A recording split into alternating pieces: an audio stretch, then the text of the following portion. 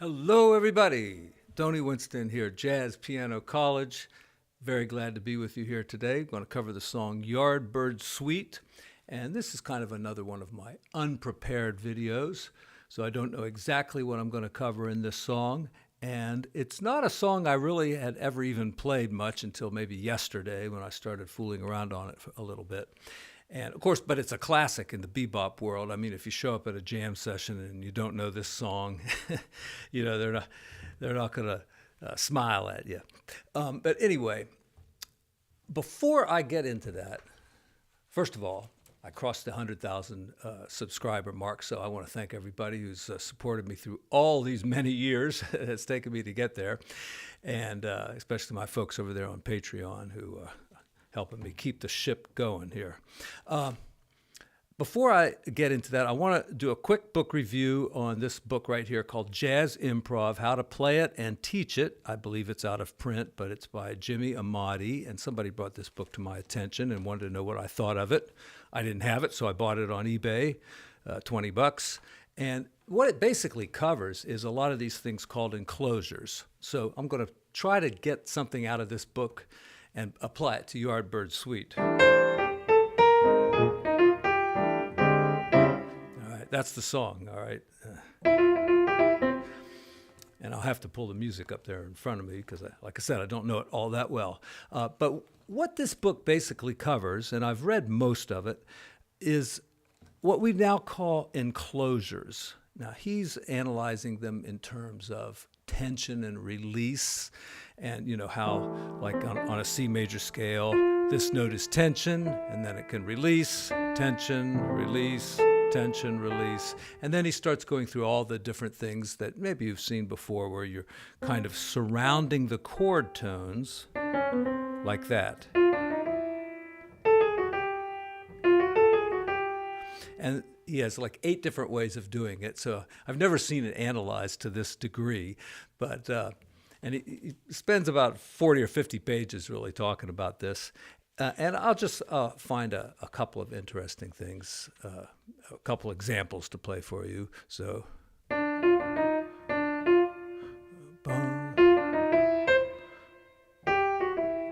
yeah, like doing the blues here.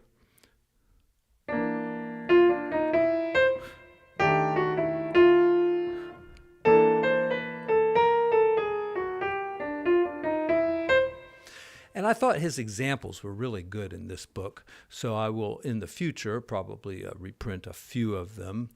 And then towards the end of the book, he starts talking much more about modal playing and inside and outside playing. You know, that's like where you're, playing based on a little bit more on fourths than other kind of chords, but not completely. And then side slipping around like.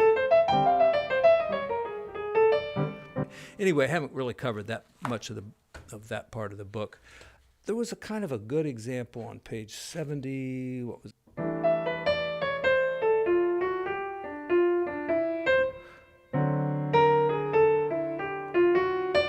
dun, dun,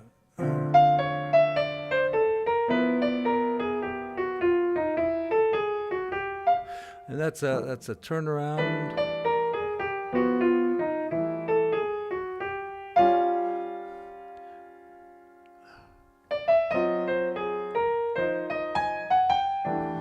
Some lines like that, and that's in the key of C, and Yardbird Suite is in the key of C. So I think a few of those ideas might sneak in. All right, let's start.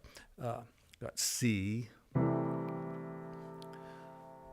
So in a jazz chart, when you just see the letter, it usually means either a major 6th chord or a major 7th chord. More often maybe a major 6th chord, because a major 7th is usually indicated. A 1, 2, 3, 4.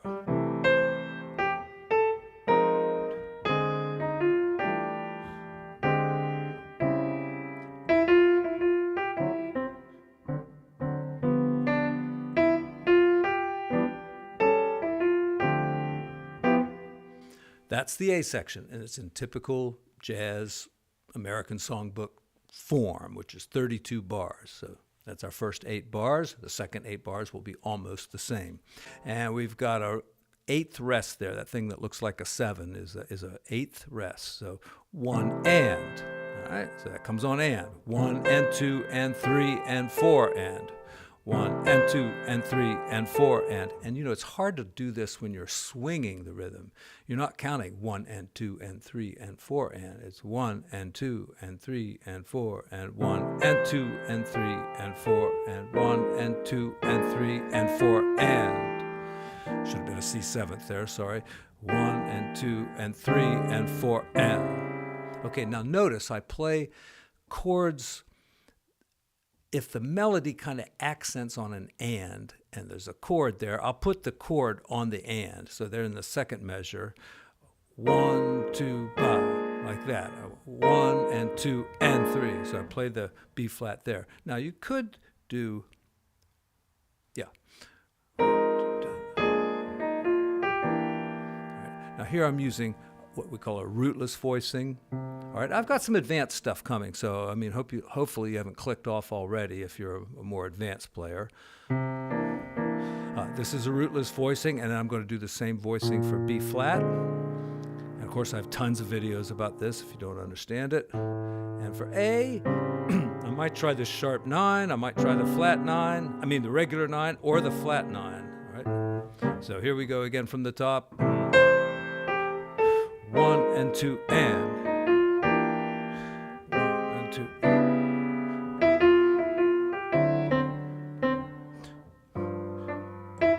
So there on the D7th, I mean, you could use your left hand to kind of play the D7 that second time. And then you want a G, and this is enough for G, maybe, or maybe play the third in there. 1 and 2 and 3 and 4 and. All right, that measure rhythmically throws me once in a while just reading it. 1 and 2 and 3 and 4 and. And another kick here. All right, kick, that means come before the beat, or you can call it a push. 1 and 2 and 3 and 4 and. So a lot of pushes here. In fact, everything practically. 1 and 2 and 3 and 4 and 1 and 2 and 3 and 4 and 1, 2. And there's a rootless voicing for C major 6th, and I've added the 9. Okay, the second time around basically does the same kind of thing. And then we got the middle part, which is in E minor. 1 and 2 and 3 and 4 and 1 and 2, 3, 4. 1 and 2 and 3 and 4 and. So right there, you know, you want to put the A7 ahead of the beat. 1 and 2 and 3 and 4 and. And since you're playing the third of the chord, you can just play the root and the 7th down here. That's all you need. The 5th is usually not necessary. 1 and 2 and 3 and 4 and.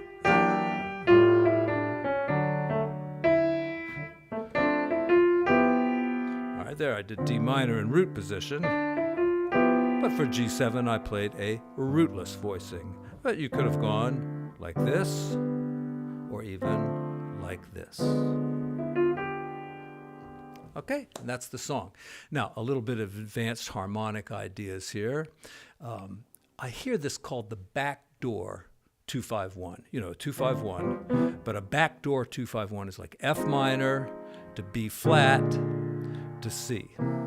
It could be any kind of a C chord, major, minor, or dominant. Now, negative harmony has a G7th chord being replaced by its negative kind of transformation where you kind of switch notes around, and I go into this in other videos, but the negative harmony version of a G7 chord would be D minor 7 flat 5, or it's usually analyzed as F minor 6. Okay? But look at this progression when I play. If I play B flat 7 like that as a rootless voicing, that is the negative harmony version of it. Now, I have tried to build on that concept, and I don't know that anybody else has done this, but if you work backwards through the cycle of fifths, kind of go in the wrong direction, how does it work now? Yeah, like that. All right, that's the melodically, that's the negative version of a 3-6-2-5-1. So, I've used these rootless voicings and kind of expanded on that. So doing a backwards series would be something like this. Now, let me do that again. So like the way I would play this using negative harmony is like this. See, that works really great. So that's the negative 5 chord of this negative 5 chord. All right. If that's a little too deep for you, if you're a beginner, you should be hitting the fast forward button right about now.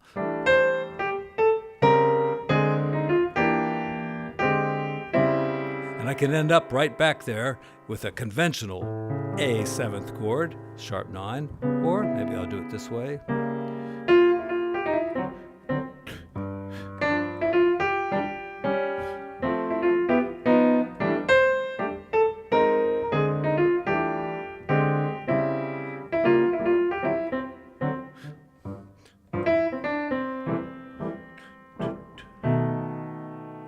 Is that really the melody? I can't tell if I like that better, so that's the way it's going to be for me. That doesn't seem right. Okay, let's talk about improv a little bit, and maybe we can use one of these riffs here. Yeah, the first measure works perfectly, of course.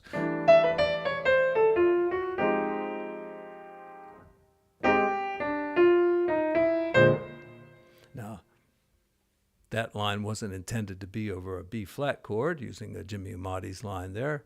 But, he uses a lot of these enclosures. And I listened to some live recordings of him playing. He's passed away now. But, he uses that style a lot. And so do I. I mean, I'm all about those enclosures. Great way to get used to them is just start with them. If you got a line coming, a very simple line using, chord tones or something. Let's start with a little. In fact, I've even been thinking that when you use the Lydian dominant scale, in a way that's just an enclosure. Because you end up using this note as well when you're playing lines based on that.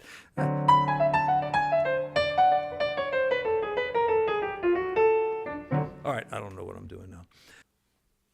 So let's talk just a little bit about improv on the song. And I'm going to try to do a little bit of what we call outside improvisation, where you use notes that kind of sound wrong but seem to be okay for one reason or another. But before you could play outside, and I'm just kind of learning to do this myself, before you could play outside, you really have to learn how to play inside. So let's go inside first. C major. All right. Put passing notes in. Put approach tones, or what they call enclosures, right out of the Jimmy Amati book. How many ways can you get to that note? Like that, like that.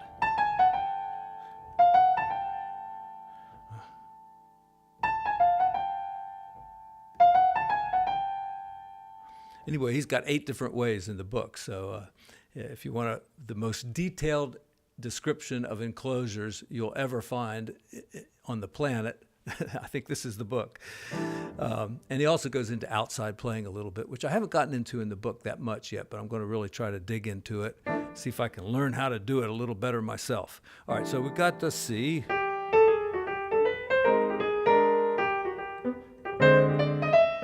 right, so we're in C. All right, or we could do, and a good way to get used to doing enclosures is to start your line with one. So.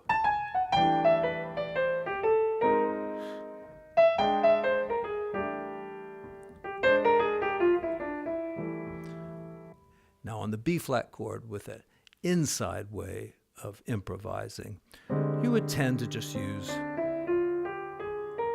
this scale. it's more closely related to the key of C than, say, the altered scale. This is called the Lydian dominant scale.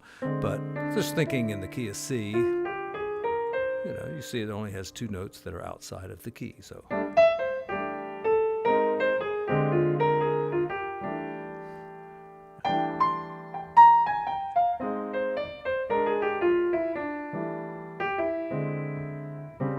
And then for the A7th, really anything will work here.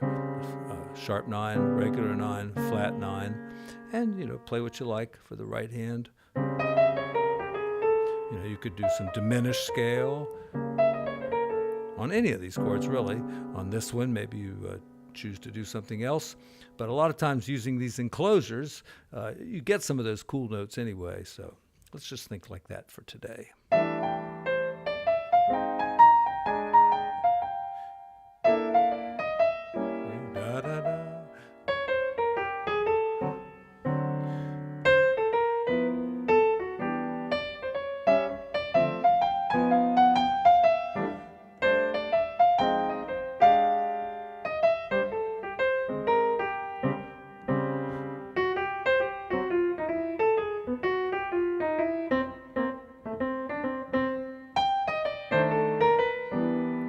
There's that F7, B7, either one.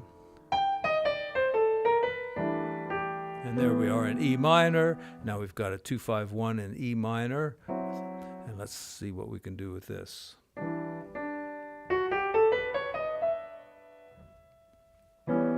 So usually now, when you get to these minor 2-5-1s, the minor chord is going to be a 6 chord. So you're thinking about the minor melodic ascending. Or you can use that harmonic minor, which helps on the 5 chord. Or you can, get really...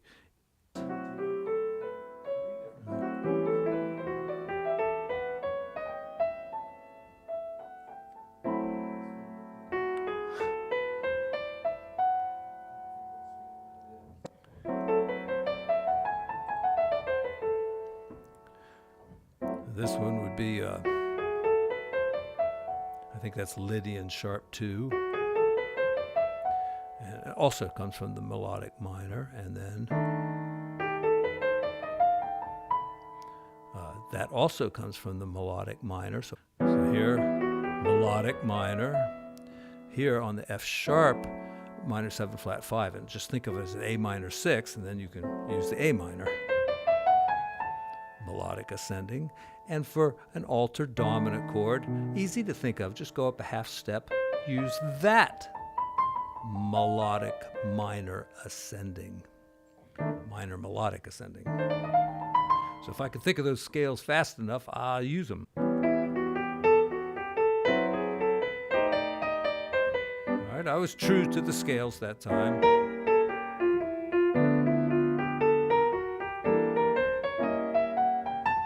I don't know if I was true that time because I kind of used some diminished crapola right there.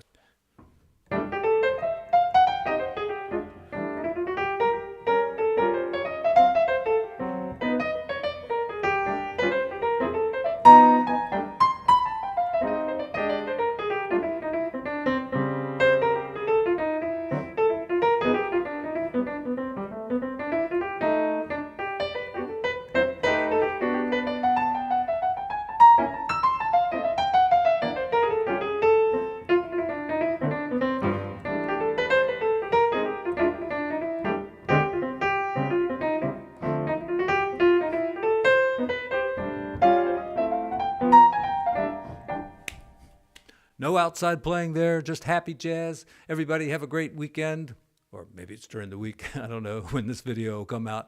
See y'all soon. Thank you.